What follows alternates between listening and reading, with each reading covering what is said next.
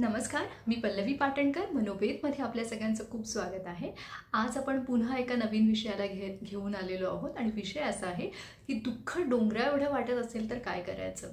खूपदा आपल्याला आपलं दुःख जे आहे ना ते जगातलं सगळ्यात मोठं दुःख वाटतं आणि आपण स्वतःला बिचारा समजायला लागतो। आपल्याला हेल्पलेस फील व्हायला लागतं, म्हणजे असमर्थता आपल्याला जाणवायला लागते। आपल्याला असं वाटतं की आपण या दुःखाला तोंड देऊ शकत नाही किंवा या दुःखाची तीव्रताच एवढी मोठी आहे की मी ह्याच्यापुढे अपुरा पडतोय किंवा अपुरी पडते आणि मला शक्यच नाही या दुःखामधून बाहेर पडणं। हे दुःख माझ्यावरती खूप जास्त हावी होतंय आणि आता ह्याच्या पलीकडे काहीच नाही आहे, हे सगळं शेवट आहे आणि सगळं संपलेलं आहे।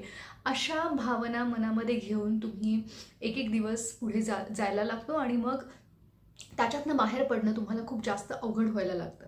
तर आता यावरती उपाय काय, यावरती करायचं काय नक्की। मुळात त्या दुःखाला आपण जो डोंगर करून ठेवलाय तो आधी आपल्याला बंद करायचा आहे। म्हणजे आपल्याला स्वतःला हे सांगणं गरजेचं आहे की दुःख हे जगातल्या प्रत्येक माणसाच्या वाट्याला कमी अधिक प्रमाणामध्ये असतं। प्रत्येकाचं स्वरूप वेगळं असतं, त्याची तीव्रता वेगळी असते आणि आपल्याला माहिती नसतं की लोकांच्या आयुष्यात काय चाललेलं आहे। आपण जे दुसऱ्यांच्या चेहऱ्याकडे बघून जे आपण एक निष्कर्ष काढत असतो ना की अरे ह्याचं आयुष्य किती चांगलं आहे, त्याच्या आयुष्यात तर भरपूर काही व्यवस्थित चाललं आहे, पण आतमध्ये काय आहे, लोकांच्या वैयक्तिक आयुष्यात काय उलथापालथ चालली आहे ही कोणाचीच कोणाला काहीच माहिती नसते किंवा भूतकाळात काय घटना घडलेल्या आहेत हेही आपल्याला माहिती नसतं।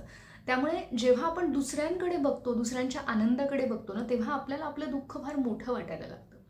इथे एक गोष्ट आपल्याला स्वतःलाही सांगितली पाहिजे की दुःख हे सगळ्यांच्या आयुष्यामध्ये आहे आणि जरी माझ्या आयुष्यातलं दुःख हे आत्ता मला खूप मोठं वाटत असलं तरी मी त्या दुःखाला तोंड देण्याची जी क्षमता आहे, जी नैसर्गिक क्षमता जी प्रत्येकामध्ये आहे ती माझ्यामध्ये सुद्धा आहे। आणि मुळात स्वतःला आपण हा एक प्रश्न विचारणं गरजेचं आहे की मला या दुःखातून बाहेर पडायचं आहे का। तुम्ही विचाराल हा काय प्रश्न झाला, सगळ्यांनाच बाहेर पडायचं असतं। हो नक्कीच, पण कुठेतरी आतमध्ये जे आपण म्हणतो ना, हे हिडन सेल्फ टॉक आपलं जे आहे आपल्यालाच माहिती नाहीये। आपण जेव्हा स्वतःला बिचारा समजतो, असमर्थ समजतो, तेव्हा आपण कुठेतरी एक नकळत मेसेज देतोय, संदेश देतोय स्वतःला की मी बिचारा आहे किंवा मी असमर्थ आहे, तर मला ह्याच्यातनं बाहेर पडणं काही शक्य नाही। किंवा आपण एक कम्फर्ट झोनमध्ये जातो। ओके, आपण दुःखी आहोत असं स्वतःला सांगितलं ना की मग आता ते दुःखी आहे तर मग मी काही करू नाही शकत, माझ्याकडनं काही कामं होणार नाहीत किंवा मला कशात इंटरेस्ट राहिलेला नाही आहे, मला लोकांमध्ये मिसळायचं नाही आहे, हे मेसेजेस आपण स्वतःला देत असतो आपल्याच नकळत आणि मग गोष्टी टाळायला सुरुवात होते। म्हणजेच कुठेतरी आपल्याच नकळत आपण त्या कम्फर्ट झोनमध्ये जातो। दुःखी असण्याचं जे कवच आहे ते कवच आपण स्वतःच्या भोवती निर्माण करतो आणि मग ते कवच भेदणं किंवा त्याच्या बाहेर जाणं हे आपल्याला जड व्हायला लागतं। म्हणून मग ते कवच करायचंच नाही, आपल्याला ना त्याला खूप तटस्थपणे बघायचं आहे की दुःख आहे, मोठं आहे, पण त्या दुःखाला मी इतकं मोठं करणार नाही की मी त्याच्या बाहेर पडू नाही शकणार।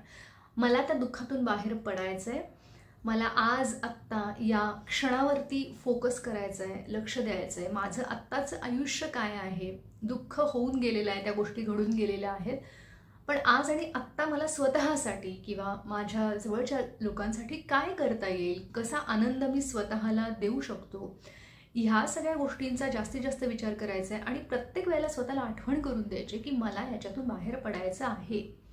जेव्हा बाहेर पडायचे असं सेल्फ टॉक जेव्हा सुरू होईल ना, तेव्हा बाहेर पडण्याचे रस्ते सुद्धा दिसायला लागतात। बाहेर पडायचंच नाही असं स्वतःला सांगितलं तर रस्ते सगळे बंद दिसतात। म्हणूनच सगळा कंट्रोल आपल्याकडे आहे। आपण ठरवायचे की आपल्याला काय करायचंय आणि ह्या डोंगरा एवढ्या दुःखातून वाट मोकळी करायची आहे, ती आपल्यालाच।